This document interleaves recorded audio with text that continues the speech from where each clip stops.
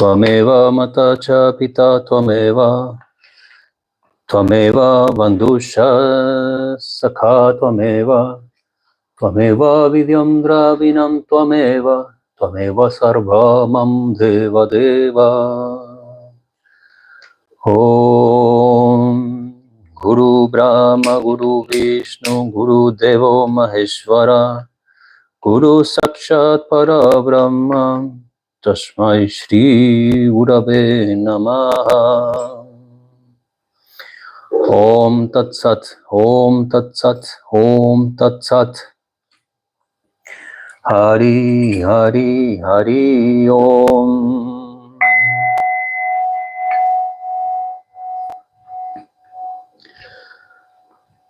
Jai Guru Shri Guru, Jai Guru Shri Guru, Jai Guru Radharaman, Jai Nitai, Jai Gaur, Jai Jai Sri Radheshyam. Guru's grace. Guru's grace, or the grace of an ascetic, has a special significance. Due to God's grace, a living being is possessed by a human force. And because of the grace of a guru, he realized God. Generally, people believe that if they accept somebody as their guru, the guru will shower his blessing on them. But it is not really so. Everyone takes care of her children. Even the animals take care of theirs. But the grace, kindness of a sage is exceptional. It is not the concern of the ascetic whether people become his disciple or not, or whether they love him or go against him. When the ascetic is moved, looking at their humble and distressed state, they are automatically blessed by his grace. There is a difference between kripa and daya, grace and compassion. Grace is accompanied with a sense of command. Compassion depicts soft feelings. In compassion, there is no command as such, only the heart gets diluted. A disciple's mission is achieved when Guru's heart gets diluted. Jagai Madai were two notorious sinful persons and used to bear malice against saints. But still Chaitanya Mahaprabhu humbly reformed them and helped them in achieving salvation.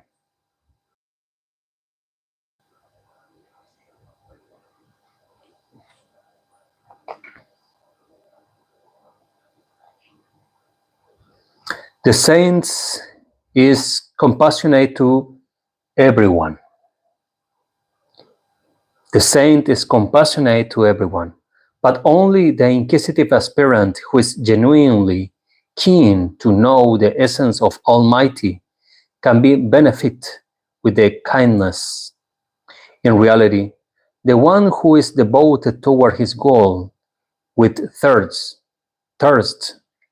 to know the true nature of the Supreme Soul, he can only receive that kindness the most. The person who is truly inquisitive receives blessings of a saint or a guru. In the same way, just as a thirsty person receives water, there remains nothing more to know. Once a guru bestows his kindness, but such real guru are rare to find. The Parasa stone can transform iron into gold by its mere touch. But the gold does not have the power to turn the iron into gold with its touch. But if a disciple come across as a genuine guru, by the guru's grace, the disciple also become a guru and an exalted soul. Such is the extraordinary nature of the grace of a guru. This grace of a guru is showered in 4 ways: by memory, by sight, by words, and by a mere touch. The way a female tortoise lays her eggs inside the sand and stays underwater itself, but by mere remembering the eggs they ripen. Similarly, by mere recalling nature of a guru, the disciple gains wisdom, enlightenment. This is known as initiation by memory. The fish lays its eggs in water and keeps looking at them from time to time. So by mere seeing them, the eggs ripen. The same way, by the sight of compassion, the guru helps the disciple to attain wisdom.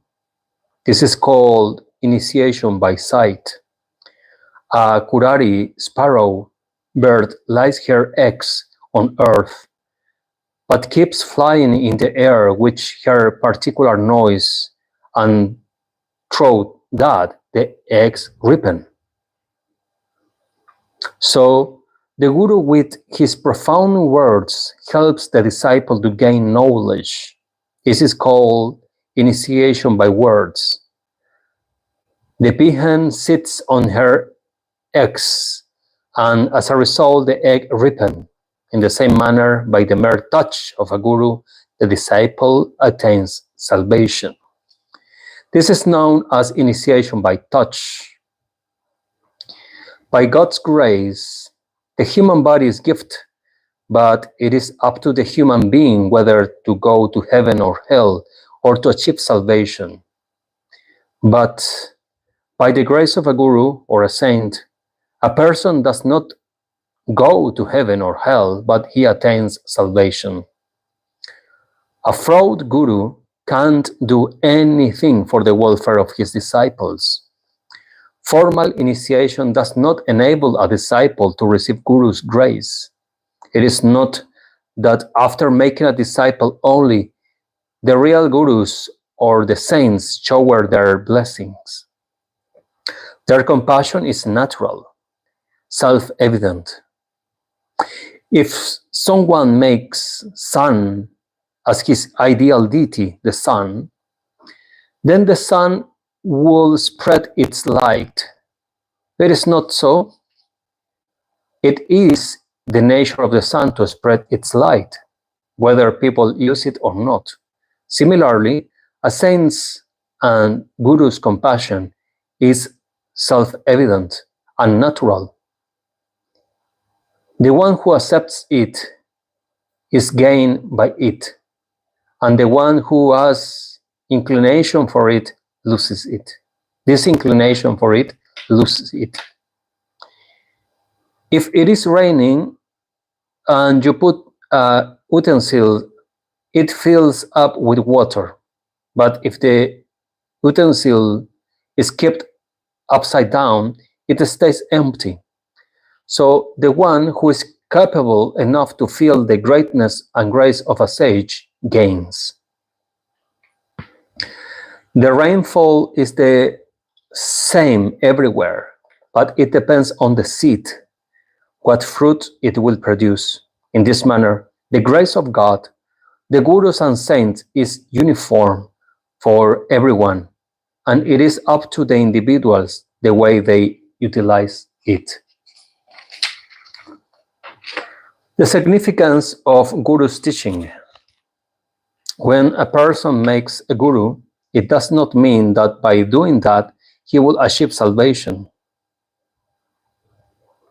But for being benefited and blessed, one should follow the teachings of the guru, because factually, guru is an utterance, not the body.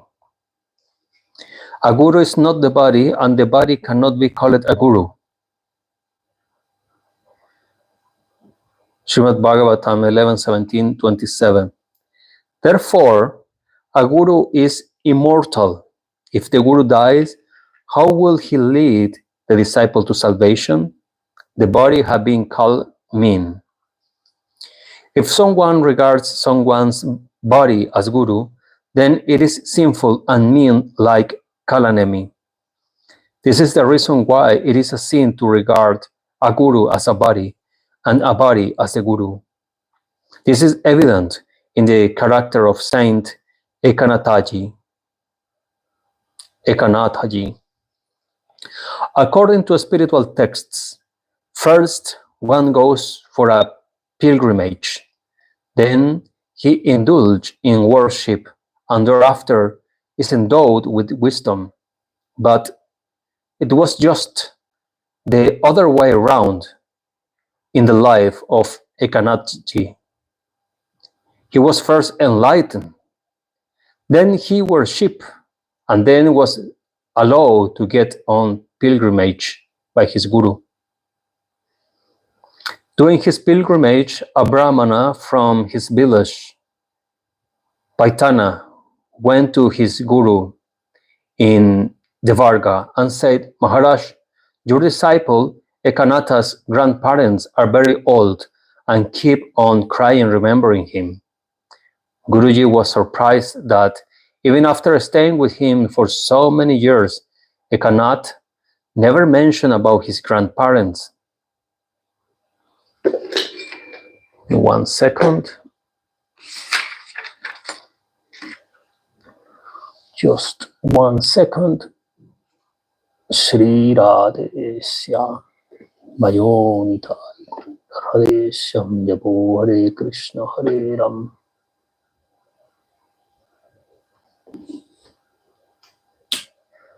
Mayonita Ingo Radheshyam Japo Hare Krishna Hare Ram. Mayonita Ingo Radheshyam Japo Hare Krishna Hare Ram.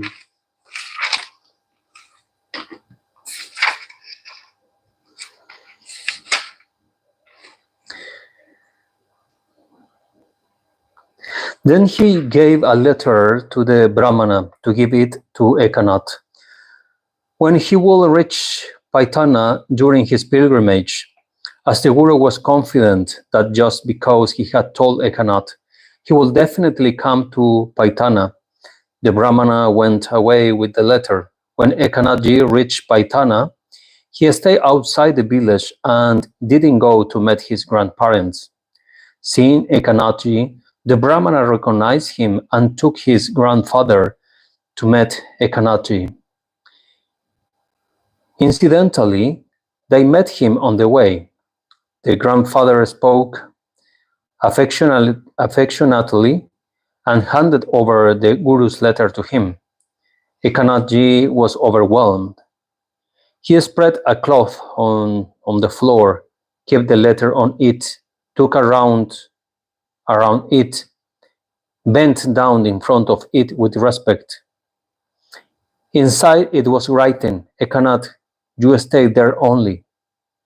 Ekanathji sat there itself and didn't go anywhere for the lifetime. His house was built up there. The satsanga started.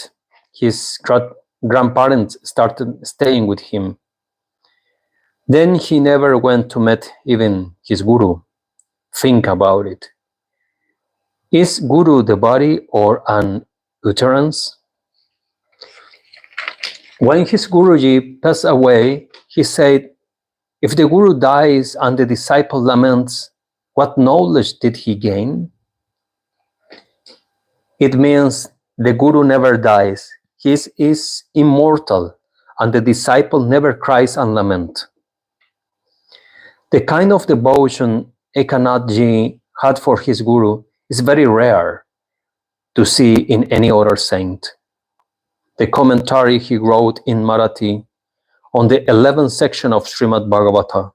In each chapter at the beginning, there is a detailed praise for a Guru. Ekanathji, the supreme devotee of his Guru, always gave more significance to his utterances, teachings, than to the Guru. There are 5 things with the help of which we can benefit from the Almighty. 1. Uttering the God's name, Harinama. 2. Meditation, Dhyan. 3. Devotion, service. 4. Obedience. And 5. Company, Sangha. But to gain something from the saints and sages, there are only 3 things necessary: devotion, obedience, and company. Obedience, to obey the instructions, and company. That is why instead of uttering Guru's name and meditating upon him, it is more important to obey his orders and follow his principles. To make one's life according to Guru's principle is the real devotion and real service to a Guru, because for the saints and sages, principles are more loving, significant than the body. For the sake of their principles, they give away their life, but do not give up those principles.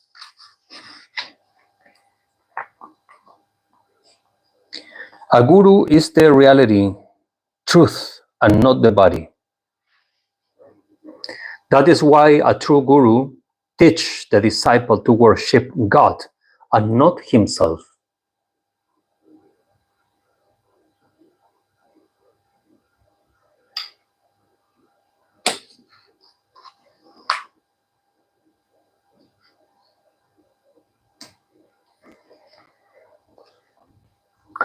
And not himself. They also don't expect the disciple to obey their orders, but to follow texts like Gita, Ramayana, etc. The Guru who get themselves clicked and ask the disciple to wear their photos around their neck and to worship it are frauds. It is contradictory. The spiritual pure soul of God on one side and the mortal materialistic impure body made of bones and flesh on the other side. It is a sin that people, instead of worshipping God, worship FG body made of flesh and bone. For instance, the one who opposes the king and goes against him is disloyal toward his kingdom. Similarly, a Guru who gets his worship done is disloyal toward God. A gentleman asked Setaji Dajala Goyandaka, the founder patron of Gita Press, that he wanted to have his photograph. Setaji asked the man to tie his shoes on Setaji's head and then click a photo. He meant that getting his snap clicked, his photo, was nothing less than to get hit by shoes. Once Setaji asked a saint, "You give your pictures in books, propagate your name, photo, etc. Does that do any good to you or to your disciples or to the world?" The saint was too embarrassed to give any answer. Who has the right to be a Guru? A Guru's importance is said to be even more than Almighty generally. But this grandeur belongs to that Guru who leads his disciple to salvation. It is said in Srimad Bhagavatam 5.5.18, the one who does not enable us to get rid of death right in front of us is not a real Guru, not a real friend, not a real father, not a real mother, not a real husband, not the favorite deity. Therefore, in saints, utterance it is mentioned. It means that one should not become a guru till he is capable to lead the disciple to salvation, because it is a deadly sin to be a guru and not to lead the disciple to achieve enlightenment. So here is a very important topic that I would like to speak about with you, because we must truly understand our philosophy, understand what we are truly doing. I see, and why I say this, because by experience, not only by books, by experience, I have seen this poor reality where the newcomers are worshipping their guru beyond the worship they do to Bhagavan. And in somehow I understand, and it's understandable, that we need to have faith and devotion toward our Gurudev, because he is showing us Bhagavan, right? He's giving us the path to Bhagavan. But on the other hand, when the Guru is accepting that the disciples are worshipping him beyond the worshipping of Bhagavan, then there is something wrong. There is something very wrong, and we must be aware of that to identify this kind of scammers, spiritual scammers, and to not be following such kind of people. For mainly the yogis' lines from ancient India, Bharat, a disciple can have different gurus in the lifespan, meaning I can have several gurus and several dikshas in my life, and that is no problem. But the problem comes when we are speaking on the Gaudiya way of accepting guru. For Gaudiyas, our guru is the only guru. We don't have 3, 4, 5, 6 different kind of gurus, right? So what happened if in the starting part of our lives we simply choose the wrong guru because of ignorance, because we don't know, or because we have been tricked by the faith sellers? Maybe we have been tricked by the sellers of the religion, faith. They have been telling us that somebody is a Siddha Mahatma, is a perfect soul, a perfect sadhaka, so it's a worthy guru, real Siddha. And when we met, really, when we see this character, when we really understand who is this person, it's possible that we will not feel very happy with the resolution of getting this guru, because we have been discovering that the things are not working properly. Yes or not? This is the fate for many devotees, mainly in Gaudiya line, where we see through our texts that when Jiva Goswami took Rupa Goswami as a Gurudev, he never changed and never changed his guru. So this is our instruction as well. Than what happened 500 years ago. 500 years ago, you have Chaitanya, Nityananda, you have Gadadhar, you have Srivas. Then later on are the Goswami's lines, right? Krishna Das Kaviraj, Vrindavan Das. You have such a high top level of sadhakas. So we cannot compare the gurus available on that time with the gurus available in this time. It's a total different story. It's a total different story. So now we must to be more than ever very careful with our decisions, with what we do and how we do.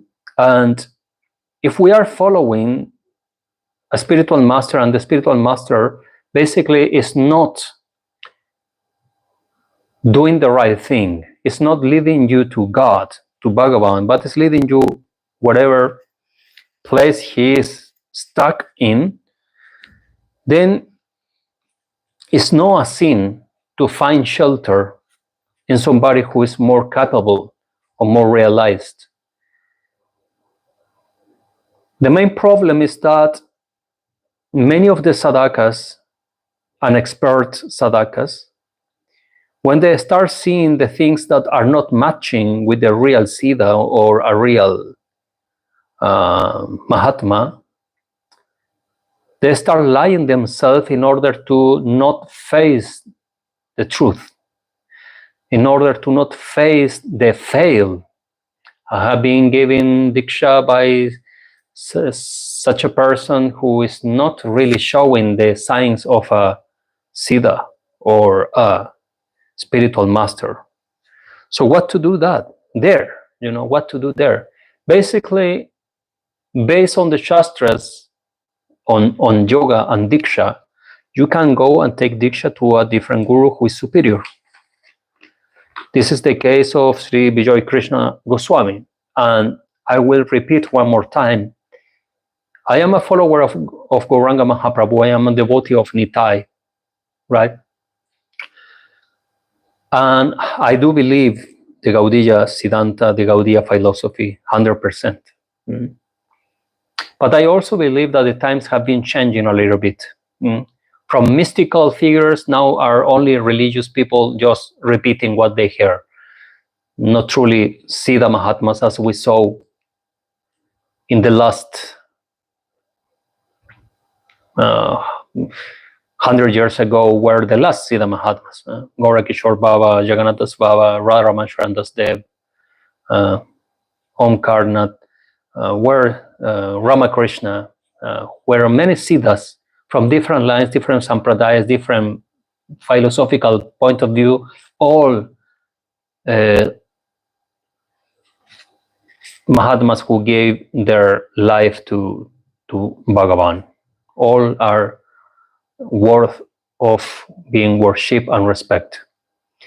But in the story of Vijay Krishna Goswami, who is in Advaita Acharya line, we see that he took diksha from different gurus through his life.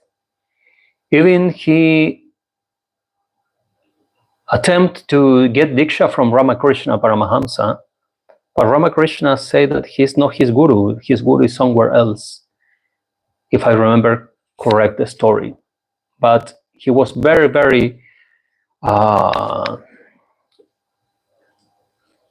he have Ramakrishna in high esteem. So, but he get diksha from different gurus in different areas, different places, different times, until his final diksha. So if we see our life also as mystics, as followers of mysticism, I am not speaking my channel, what I am saying and explaining is not for religious people. Religious people does not fit in this conceptions, in these ideas. But in mysticism, we can think in our previous life, how many lives you have been living. Based on our shastras, at least 8.45 lakh of life. It means 8,400,000 species that we have been living. How many thousands of lives you have been crossing as a human being in order to now be surrendered to Krishna, or to try to surrender to Krishna. It's the topmost life. This is the topmost life, even is beyond the Devata's mind conception or spiritual conception. So this is very advanced. Indeed, already it's very advanced. So we understand that have been thousands of human lives doing sadhana, japa, nam, kirtan, mantra, meditation, dhyan, yoga, etc., until we get here. We recognize Bhagavan Sri Krishna as the Supreme Personality of Godhead, as Shiva himself said in Narada Pancharatra, as everywhere is described that Krishna is the Supreme. Now, of course, for Shaivists, Shiva is the Supreme, but they don't see the difference between Krishna and Shiva. Vishnu, Brahm, Shiva, Trimurti are only one, Narayan is only one. Okay, but we understand that the Supreme is under the name of Krishna, since his Lila and his Bhav and his Lila indeed is much more sweet and secret and esoteric than any other meditation tapa that he can do in any other form. All right. So we have been living thousands and thousands of lives. We understand that Krishna is God, and we have a relationship with him, or we want a relationship with him directly. It means that we have been having at least one guru each life.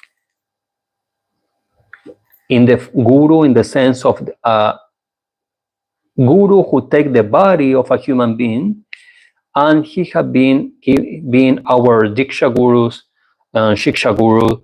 We have been crossing many lives like this, having many several gurus. Some of you remember, some of you don't remember. May I remember my previous life. Some of them may some not remember previous life. Doesn't matter. The fact is, reincarnation exists, yes or not? Yes. Therefore, if we are in the supreme path, bhakti yoga means that we have been crossing thousands of lives, and in thousands of lives, of course, we have thousands of gurus. That's why we get here right now, today, in bhakti, to Krishna. So we cannot say that we have been doing wrong by taking diksha from other gurus, because this lifespan that I am living here, that you see me here with this body, is just this period of time, this fast. I will die. In my previous life, my body died as well. So many thousands of bodies died, and I took diksha in all of them. Right? So in this very life, every single day, 24 hours, is a lifetime like this fast, this short. And every single day is a new life, a new way, a new time to start again and to do our sadhana and our process. So in the same understanding this, we cannot say that we have been taking only one guru in all our lives. Can you imagine if our actual Gurudev will have to reincarnate every single time that we incarnate in order to take us there? It's ridiculous. It's nonsense idea. What happens is the Guru Tattva, the true Guru, who is in the heart of all bona fide gurus, that is Bhagavan. And for us as Gaudiyas, we saw under the filter of Nityananda Ram, then he had been manifesting thousand and infinite times in order to guide us and to guide everyone in their own particular path. Because after all, spirituality is a personal path. It's not a mass group path. It's not one color for everyone. This is not possible. All souls are different. All jivas, atman, are different. And that is exactly what is the center of our philosophy. We are all different, and we want to keep our difference. We're not merging in one, but we want to keep our difference and make it shining and brighter in order to please Bhagavan, right? Every single Gopika and Manjari are different. They are not all the same in Braj Lila. They are all different. So therefore, we are all different as well.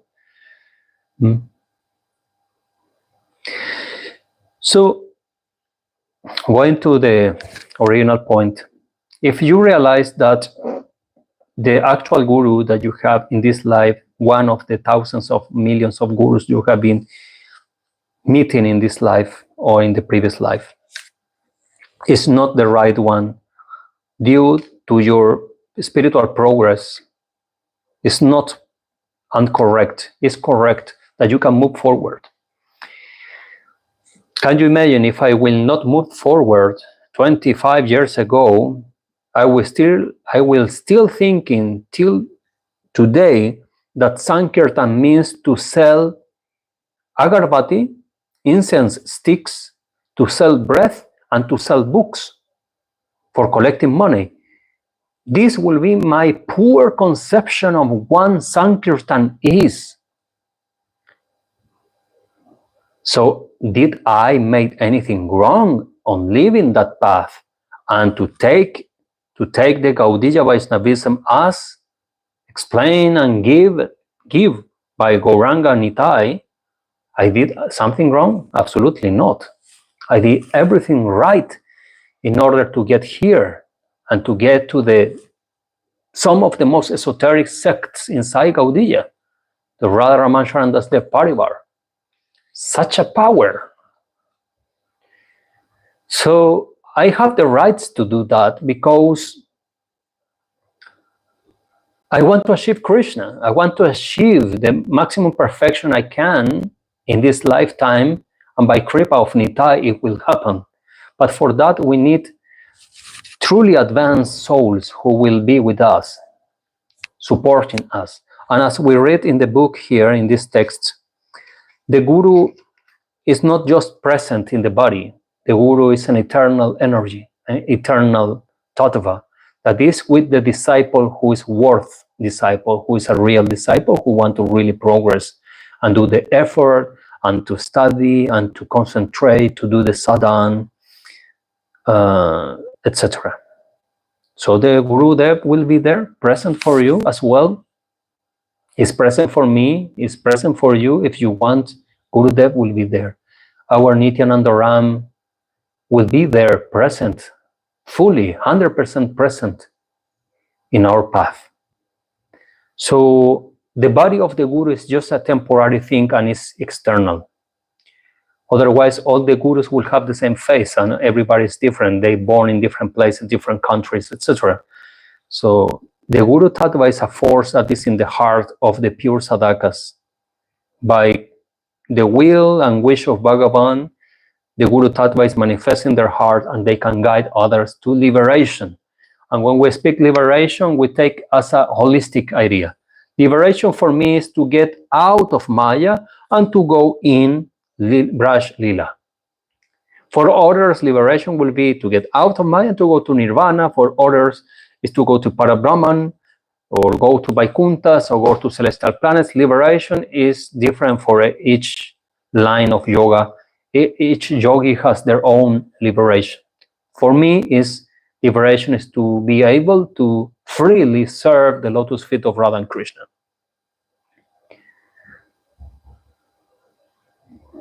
So this is the role of Guru. If Guru will let me to Radha and Krishna, then we are in the right path. If the Guru is not taking me to Radha and Krishna, or liberation, let's say in a very broad sense, then the Guru is not correct. You know, folk worshipping of somebody as a Guru and making shows and all this kind of thing is not leading you nowhere. That is religion. Religion is not giving you liberation. Religion is not giving you any kind of spiritual upliftment. You are not growing in religious ideas. You are just keeping religious ideas. It's the same when we see Muslim, we say, oh, what a nonsense, what many things they do, right? Or we see Christians doing nonsense stuff because of their religion, you know. Well, for Gaudiyas, for yogis, also there are religions nowadays, established religions. They do all their pujas and here and that and Gurudev, Gurudev, Gurudev, but there is no spiritual development. And that is very sad. Because surely there are some honest people, but anyways, if there are honest people, so Nityananda Ram will find the place for them properly. They will find their Guru. So What I want to say is that don't be afraid of renouncing to what had been your path if the path is not going nowhere anymore. That when you see that the path is not giving results, it's time to move on, to move forward. You must to keep going. Not because your guru and all your sangha is stuck, you must to stay there. Because, I don't know, like, oh, I will do a sin if I go. No, no, no, there is no sin. If you are moving forward God, there is no sin. There is no aparat. If you are moving forward God, you know. Can you imagine? I believe 25 years ago that selling bread, selling incense sticks, you know, selling incense, selling bread, and selling books was Sankirtan. I believed that 25 years ago. If I will not be brave enough, I will stay there till nowhere. Maybe today I will be a sannyas. Who knows what I will be and what it will help in my spiritual path, how it will help. I will be more stuck and more in Maya and more depending of the ego pratishta. Oh, now I am advanced devotee, I am very old in this sect, everybody respect me and give me pranams. Why I need the pranams? I cannot pay even the rent with the pranams, you know? I don't care about that. So if I will not be moving from there, I will never understand the true philosophy of Gauranga Mahaprabhu. That is Sankirtan. Gauranga Mahaprabhu was selling bread, sticks, incense sticks, and books. He never sell nothing because he's a sannyas. Nityananda was selling something? No, they was giving away everything. So now I can understand what Sankirtan is, what mantra is, what Mahamantra is, what Nam is. I can understand all of that since I move forward. So this is what I'm speaking. I'm not speaking only about theory and books. I am speaking about realizations, and I am speaking from the experience. Experience are subjective, as they say. Oh, everybody has a different experience. And in the path of mysticism, no. In the path of mysticism, there are certain tattvas, certain things that are for everyone, eternal, pillars on the spiritual path. So this is what I'm talking about. Let's look at the Jagannath, and I will keep reading. Jai Jagannath, Jai Baladev, Jai Subhadra.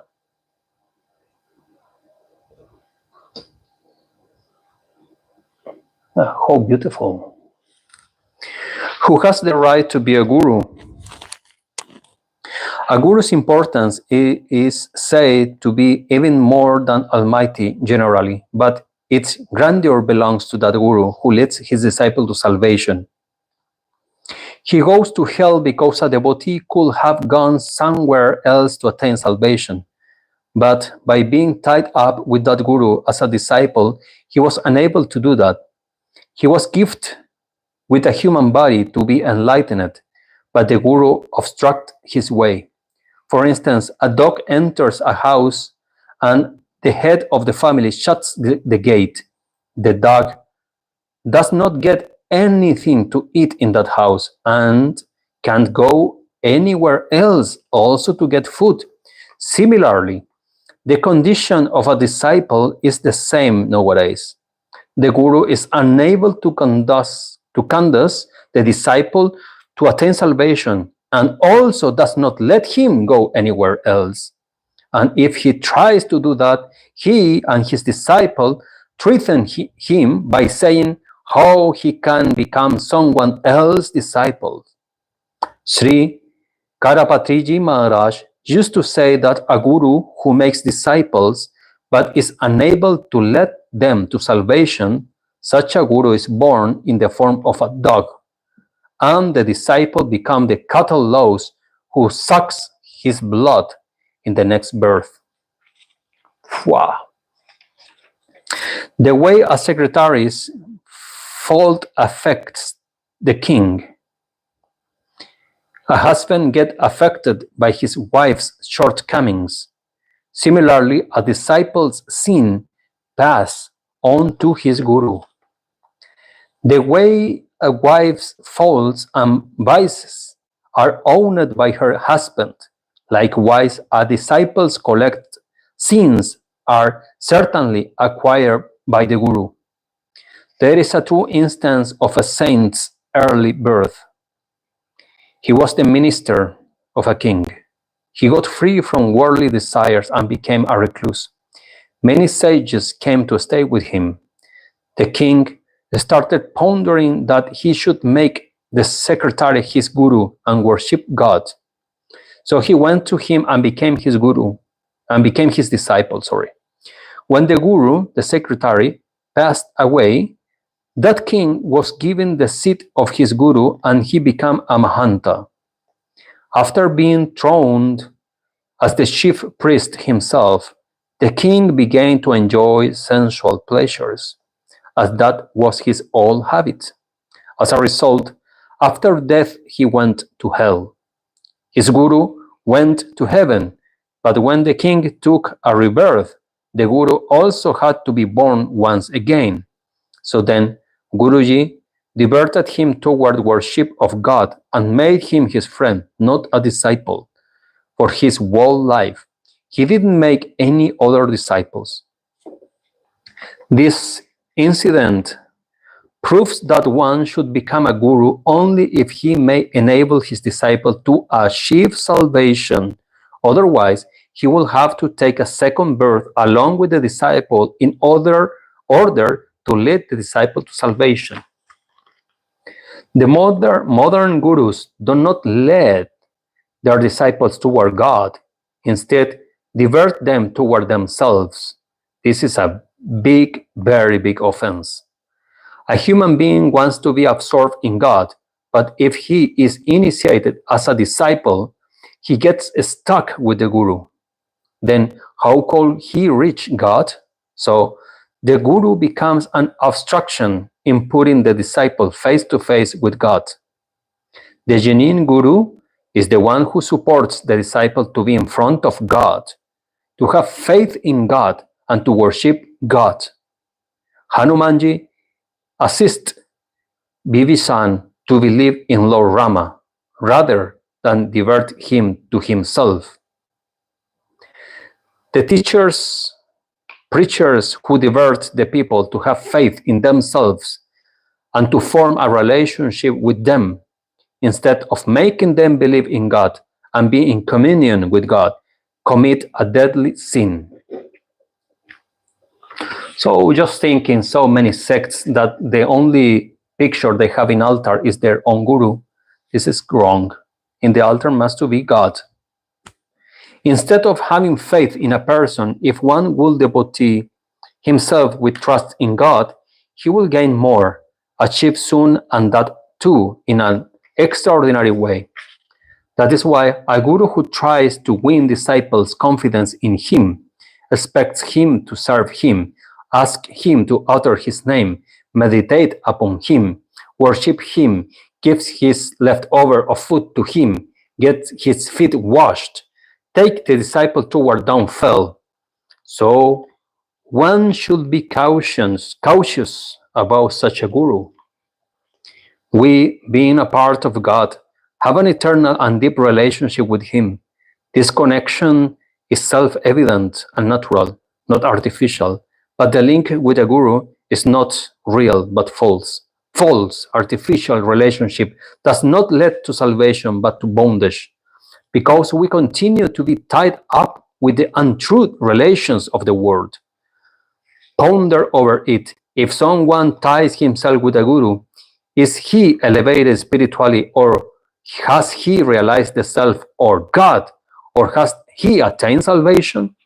It is very nice if someone has been successful in fulfilling this endeavor, but somehow it is difficult for me to believe it. On one hand, one person makes a guru, and on the other hand, the people who don't have a guru but attend discourses in company of sages and saints. Do you feel any difference between them? Think about it. It is more important to be a disciple of a guru or to gain from spiritual teachings? If some people have a feeling that by making a guru, the guru will lead them to salvation, they become slack in their spiritual practice. The people who are having a guru have more flaws, such as attachment and aversion, than the ones who are in the company of pious men. If a person has a good company, he will not fight or be violent with others, but the disciples of a particular guru do so against the disciple of other gurus. They don't attain salvation. It is nothing else but a self-satisfaction that they own a guru. This is the reason that they don't achieve salvation just by being devoted to a guru. It is very risky to be a guru and to make a guru. It is not a fun. A man goes to a shop and asks the salesperson to give him a particular cloth. It is fair that the shopkeeper takes the money from him and does not give him the cloth. If he didn't want to give the cloth, why did he accept the money? And if he took the money, why should he not give the cloth? Similarly, it is fair that you accept a disciple, take offerings from him, but do not lead him to salvation. If this is so, it is deceiving. Why does a man become a guru and own a disciple, take offerings from him, get himself worshipped by him? If he is unable to lead the disciple to salvation, you don't have the right to be a guru if you can't get the disciple to achieve God and to liberate him from the worldly bondage. Let him go somewhere else to seek knowledge, otherwise it is a big injustice. His human birth become meaningless. In this case, how will he attain salvation? That is why, as far as possible, the disciple should not have any relationship with a guru, even without forming this type of relationship. If you listen to saints and follow their teachings, you will gain. But even if you don't follow their teachings, you will not lose anything. Therefore, in absence of a guru-disciple tradition, you can only gain, not lose. But if one forms a relationship with a guru and does not follow his teaching, he will suffer loss. The reason is that if the guru is the genuine one and we ignore him, this will be an offense to the guru, which even God will not forgive.